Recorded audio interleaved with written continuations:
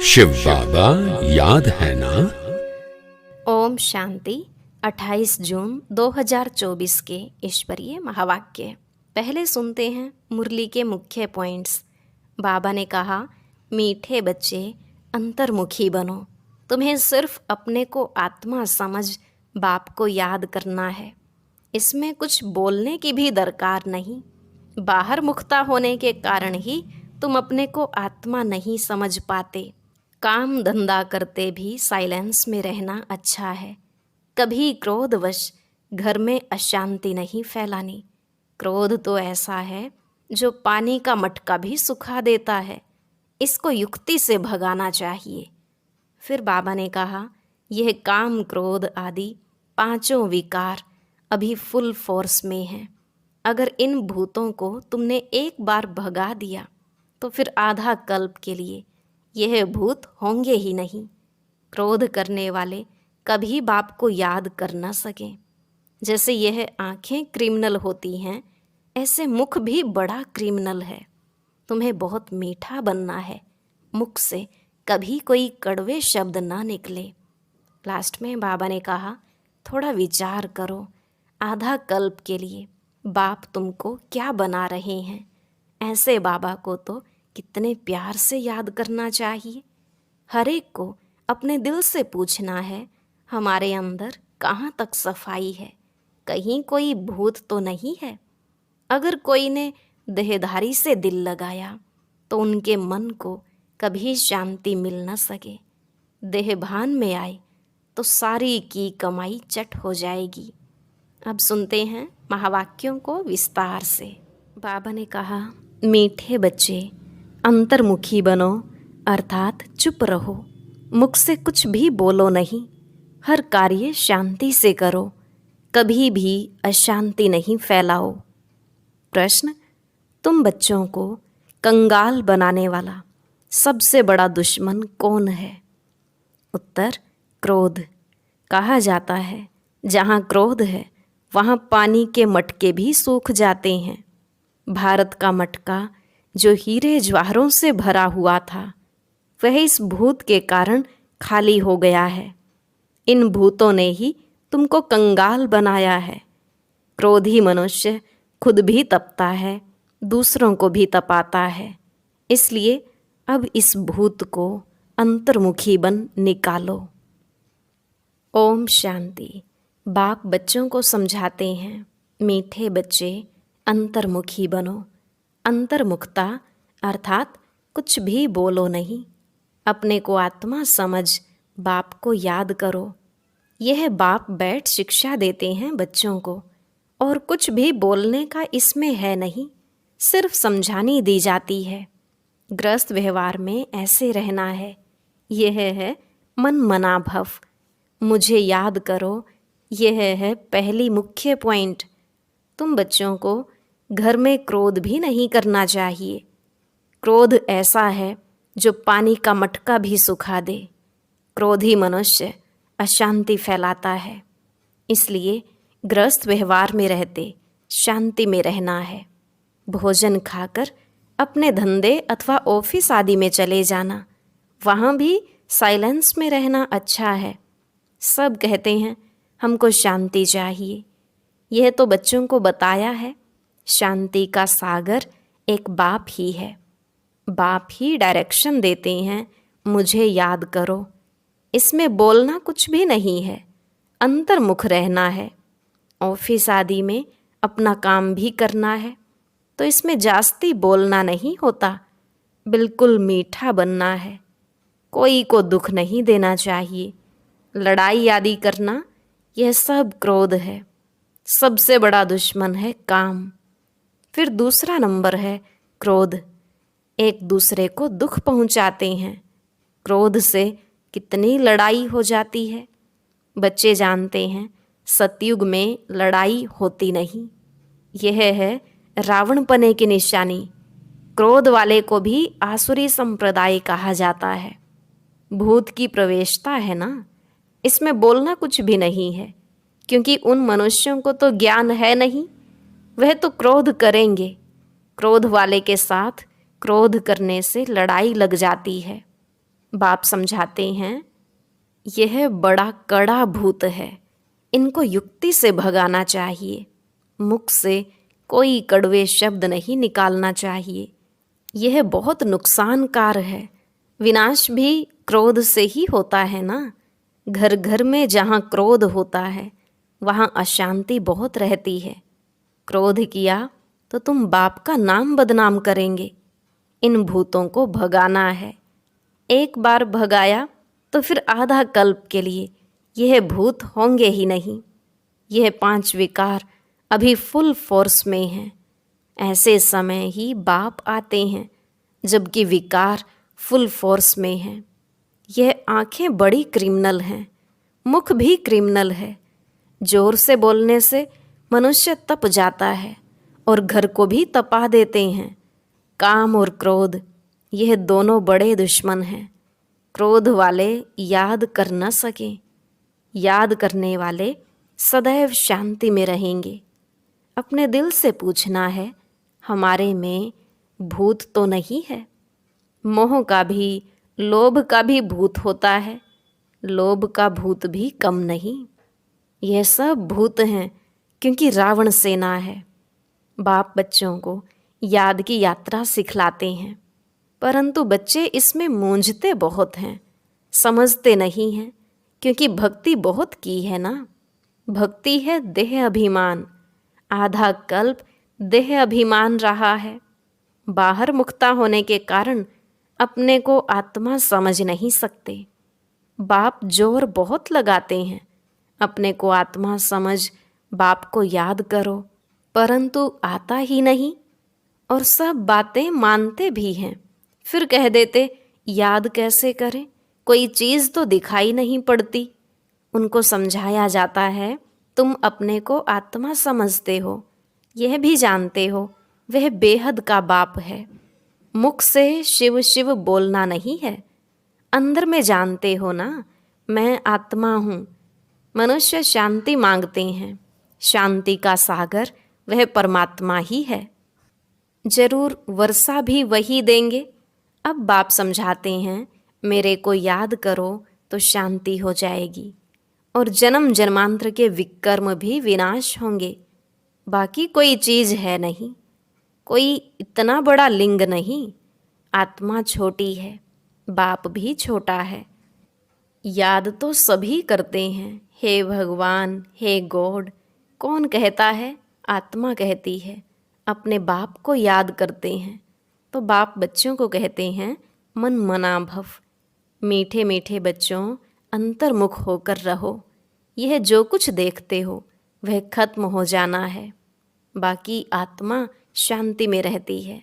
आत्मा को शांति धाम ही जाना है। जब तक आत्मा पवित्र नहीं बनी है तब तक शांति धाम जा नहीं सकती। ऋषि मुनि आदि सब कहते हैं शांति कैसे मिले। बाप तो सहज युक्ति बताते हैं, परंतु बच्चों में बहुत हैं जो शांति में नहीं रहते हैं। बाबा जानते हैं, घरों में रहते हैं, बिल्कुल शांत नहीं रहते। सेंटर्स पर थोड़ा टाइम जाते हैं, अंदर में शांत हो बाप को याद करें, वह नहीं है। सारा दिन घर में हंगामा करते रहते हैं, तो सेंटर पर आने से भी शांति में नहीं रह सकते हैं। कोई की देह से प्यार हो गया तो उनके मन को कभी शांति हो न सके, बस उसकी ही याद आती रहेगी। बाप समझाते हैं, मनुष्यों में है 5 भूत। कहते हैं ना, इनमें भूत की प्रवेशता है। इन भूतों ने ही तुमको कंगाल बनाया है। वह तो करके एक भूत होता, वह भी कभी प्रवेश कर लेता है। बाप कहते हैं, यह 5 भूतों की हर एक में प्रवेशता है। इन भूतों को भगाने के लिए ही पुकारते हैं, बाबा आकर हमको शांति दो, इन भूतों को भगाने की युक्ति बताओ। यह भूत तो सभी में है।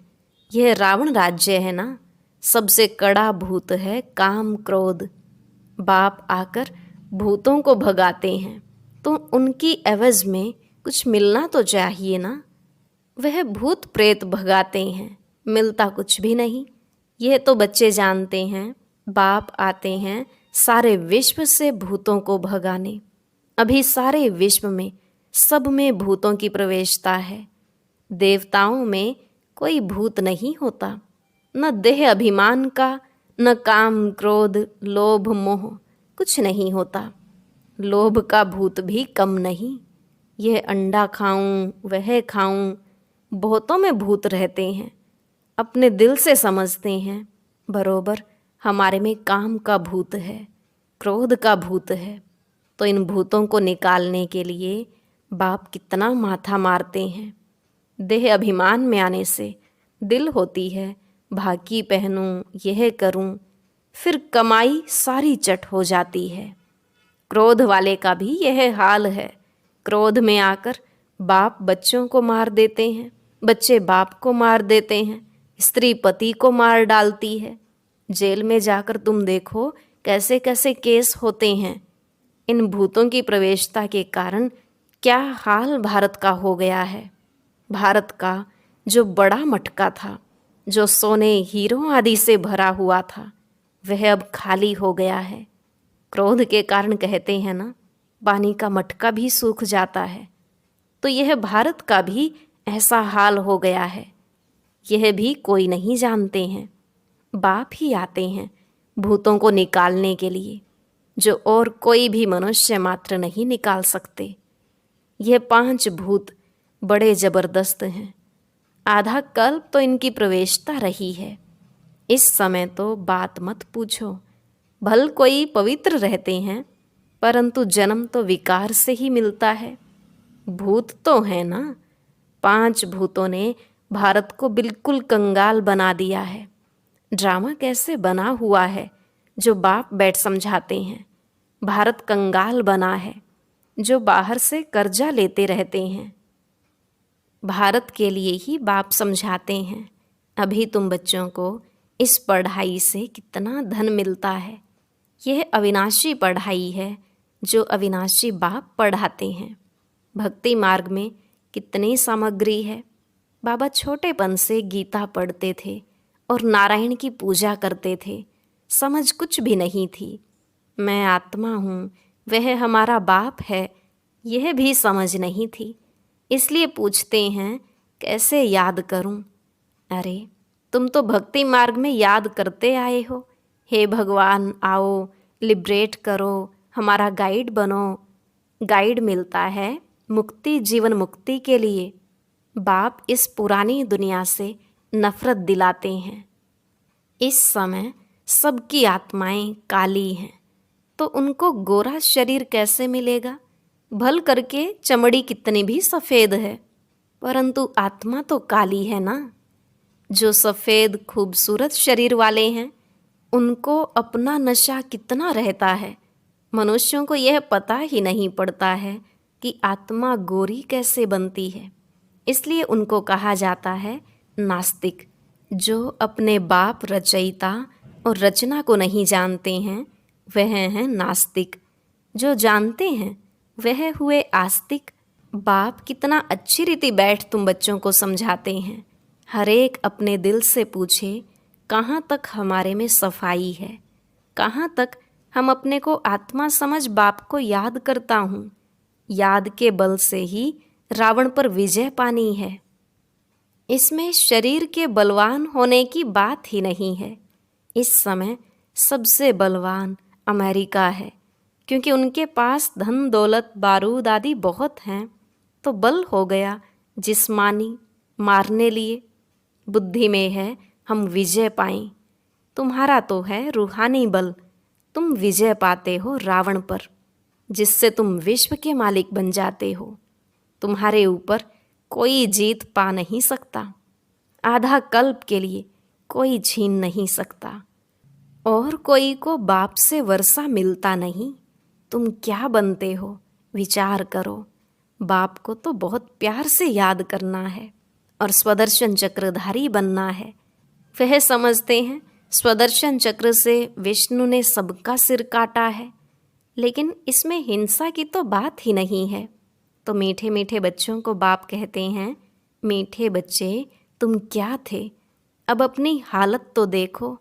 भल तुम कितनी भी भक्ति आदि करते थे, परंतु भूत निकाल नहीं सके। अभी अंतर्मुख होकर देखो, हमारे में कोई भूत तो नहीं है। कोई से दिल लगाई, भाकी पहनी तो समझो चट खाते में गया। उनका तो मुंह देखना भी अच्छा नहीं लगता। वह तो जैसे अछूत है, स्वच्छ नहीं है। अंदर में दिल खाती है, बरोबर मैं अछूत हूँ। बाप कहते हैं, देह सहित सब कुछ भूलो, अपने को आत्मा समझो। यह अवस्था रखने से ही तुम देवता बनेंगे। तो कोई भी भूत नहीं आना चाहिए। समझाते रहते हैं, अपनी जांच करो। बहुतों में क्रोध है, गाली देने बगैर रहते नहीं हैं, फिर लड़ाई चल पड़ती है। क्रोध तो बहुत खराब है। भूतों को भगाकर एकदम क्लियर होना है। शरीर याद भी ना आए तब ऊंचे पद पा सकते हैं। इसलिए 8 रत्न गाए जाते हैं। तुमको ज्ञान रत्न मिलते हैं रत्न बनने के लिए। कहते हैं भारत में 33 करोड़ देवताएं थे, परंतु उनमें भी 8 रत्न पास विद ऑनर होंगे। उनको ही प्राइज मिलेगी, जैसे स्कॉलरशिप मिलती है ना। तुम जानते हो मंजिल बहुत भारी है, चलते चलते गिर पड़ते हैं, भूत की प्रवेशता हो जाती है, वहाँ विकार होता ही नहीं। तुम बच्चों की बुद्धि में सारे ड्रामा का चक्र फिरना चाहिए। तुम जानते हो 5000 वर्ष में कितने मास, कितने घंटे, कितने सेकंड होते हैं। कोई हिसाब निकाले तो निकाल सकता है। फिर यह जो झाड़ है उसमें भी यह लिख देंगे कि कल्प में इतने वर्ष, इतने मास, इतने दिन, इतने घंटे, इतने सेकंड होते हैं। मनुष्य कहेंगे यह तो बिल्कुल एक्यूरेट बताते हैं, 84 जन्मों का हिसाब बताते हैं, तो कल्प की आयु क्यों नहीं बताएंगे। बच्चों को मुख्य बात तो बताई है कि कैसे भी करके भूतों को तो भगाना है। इन भूतों ने तुम्हारी पूरी सत्यानाश कर दी है। सब मनुष्य मात्र में भूत जरूर हैं, है ही भ्रष्टाचार की पैदाइश। वहाँ भ्रष्टाचार होता नहीं, रावण ही नहीं है। रावण को भी कोई समझते नहीं है। तुम रावण पर जीत पाते हो, फिर रावण होगा ही नहीं। अभी पुरुषार्थ करो। बाप आए हैं तो बाप का वर्षा जरूर मिलना चाहिए। तुम कितना बारी देवता बनते हो, कितना बारी असुर बनते हो, उनका हिसाब नहीं निकाल सकते। अनगिनत बार बने होंगे। अच्छा बच्चे, शांति में रहो तो कभी क्रोध नहीं आएगा। बाप जो शिक्षा देते हैं उस पर अमल करना चाहिए। अच्छा, मीठे मीठे सिकिलधे बच्चों प्रति माता पिता बाप दादा का याद प्यार और गुड मॉर्निंग। रूहानी बाप की रूहानी बच्चों को नमस्ते। रूहानी बच्चों की रूहानी बाप दादा को नमस्ते नमस्ते, गुड मॉर्निंग। शुक्रिया बाबा, शुक्रिया। धारणा के लिए मुख्य सार। पहला पॉइंट, अपने आप से पूछना है, हमारे में कोई भी भूत तो नहीं है। आंखें क्रिमिनल तो नहीं होती हैं। जोर से बोलने व अशांति फैलाने का संस्कार तो नहीं है। लोभ मोह का विकार सताता तो नहीं है। दूसरा, किसी भी देहधारी से दिल नहीं लगाना है। देह सहित सब कुछ भूल याद की यात्रा से स्वयं में रूहानी बल भरना है। एक बार भूतों को भगाकर आधा कल्प के लिए छुटकारा पाना है। आज का वरदान, ईश्वरीय विधान को समझ विधि से सिद्धि प्राप्त करने वाले फर्स्ट डिवीजन के अधिकारी भव। ईश्वरीय विधान को समझ विधि से सिद्धि प्राप्त करने वाले फर्स्ट डिवीजन के अधिकारी भव। बाबा ने कहा, एक कदम की हिम्मत तो पदम कदमों की मदद। ड्रामा में इस विधान की विधि नोंधी हुई है। अगर यह विधि विधान में नहीं होती तो सभी विश्व के पहले राजा बन जाते। नंबरवार बनने का विधान इस विधि के कारण ही बनता है। जो जितना चाहे हिम्मत रखो और मदद लो, चाहे सरेंडर हो चाहे प्रवृत्ति वाले हो, अधिकार समान है, लेकिन विधि से सिद्धि। इस ईश्वरीय विधान को समझ अलबेलेपन की लीला को समाप्त करो तो फर्स्ट डिवीजन का अधिकार मिल जाएगा। स्लोगन: संकल्प के खजाने के प्रति इकोनॉमी के अवतार बनो। संकल्प के खजाने के प्रति इकोनॉमी के अवतार बनो। ओम शांति। आज का ज्ञान मोती मधुबन निवासियों के लिए बहुत विशेष है। उनकी बाबा ने क्या महिमा की और क्या डायरेक्शन दिया, यह जानने के लिए सुनते हैं आज का अव्यक्त ज्ञान।